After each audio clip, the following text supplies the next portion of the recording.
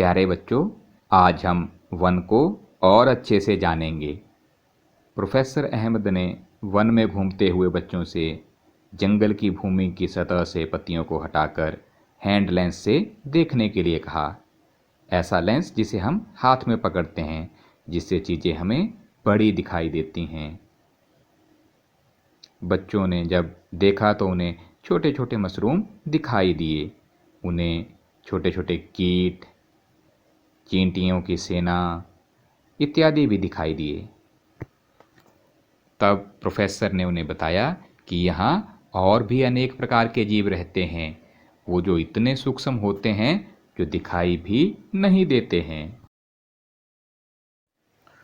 कुछ सूक्ष्म जीव तो ऐसे होते हैं जो मिट्टी के अंदर रहते हैं, और ये जीव मृत पादपों और जंतुओं को खाते हैं और उन्हें एक गहरे रंग के पदार्थ में बदल देते हैं, जिसे ह्यूमस कहते हैं। Micro organism feed upon the dead plant and animal tissues and convert them into a dark coloured substance called humus. Humus मिट्टी की उपजाऊ क्षमता के लिए बहुत आवश्यक होते हैं। पादपों यानी पौधों और जंतुओं के मृत शरीर को ह्यूमस में परिवर्तित यानी बदलने वाले सूक्ष्म जीव अपघटक कहलाते हैं। The microorganisms which convert the dead plants and animals to humus are known as decomposers. इस जानकारी पर बच्चे और भी उत्साहित और रोमांचक हो गए और उन्होंने पूछा कि वन में अगर कोई जीव जंतु मर जाए तो उसका क्या होता है। तो बच्चों, अगर वन में कोई जीव जंतु मर जाए तो ऐसे मृत जंतुओं को गिद्ध, कौवे, गीदड़ और कीट पतंगे खा जाते हैं। इस प्रकार पोषक तत्वों का ये चक्र चलता रहता है, जिससे वन में कुछ भी बेकार नहीं जाता है। चलिए आपको बता देते हैं कि वनों को हरे फेफड़े क्यों कहा जाता है। आप तो जानते ही हैं कि पौधे प्रकाश संश्लेषण की प्रक्रिया से भोजन बनाते हैं। इस प्रक्रिया में वे कार्बन डाइऑक्साइड लेते हैं और ऑक्सीजन छोड़ते हैं, और दूसरी तरफ जंतु अपने श्वसन में ऑक्सीजन लेते हैं और वायुमंडल में कार्बन डाइऑक्साइड छोड़ते हैं। तो पौधे कार्बन डाइऑक्साइड लेते हैं और ऑक्सीजन छोड़ते हैं। ये प्रक्रिया लगातार चलती रहती है और वायुमंडल में ऑक्सीजन और कार्बन डाइऑक्साइड का संतुलन भी बना रहता है। इसलिए वनों को हरे फेफड़े कहा जाता है, क्योंकि हमारे फेफड़े ऑक्सीजन लेते हैं और कार्बन डाइऑक्साइड छोड़ते हैं। वन इसका उल्टा करते हैं, इसलिए उन्हें हरे फेफड़े कहा जाता है। वनों में केवल पौधे या जीव जंतु ही नहीं रहते, अनेक प्रकार के मानव भी रहते हैं।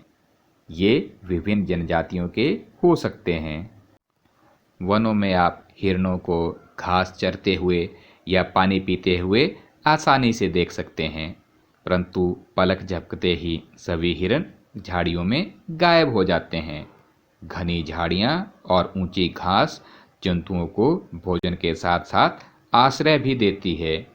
ये उन्हें वन में रहने वाले मांसभक्षी जीवों से सुरक्षा प्रदान करती है।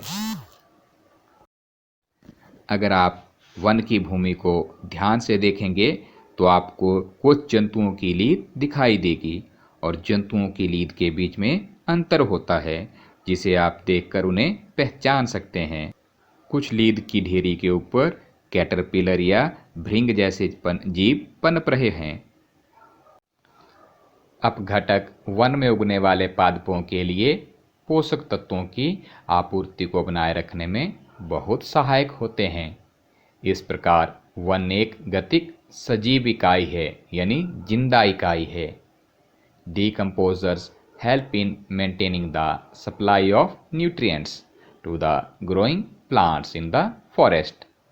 Therefore, the forest is a dynamic living entity full of life and vitality. वन वर्षा लाने में सहायक होते हैं। जब वनों में वर्षा होती है तो पानी की बूंदें पेड़ों के पत्तों के ऊपर गिरती हैं। अधिकांश जल वृक्ष की शाखाओं, पत्तियों और तनों से होते हुए नीचे की झाड़ियों और शाखों पर धीरे धीरे गिरता है। फिर भी कई जगह पर भूमि अब भी सूखी रह जाती है। बारिश के बाद वन भूमि की सतह पर कहीं भी जल जमाव नहीं दिखाई देता है और जो पानी पत्तों और तनों के माध्यम से पौधों तक पहुंचता है वो वाष्पोत्सर्जन और वाष्पन द्वारा दोबारा वातावरण में चला जाता है। अगर ऐसी ही तेज वर्षा शहर में हो तो इतनी देर में तो बाढ़ आ जाती है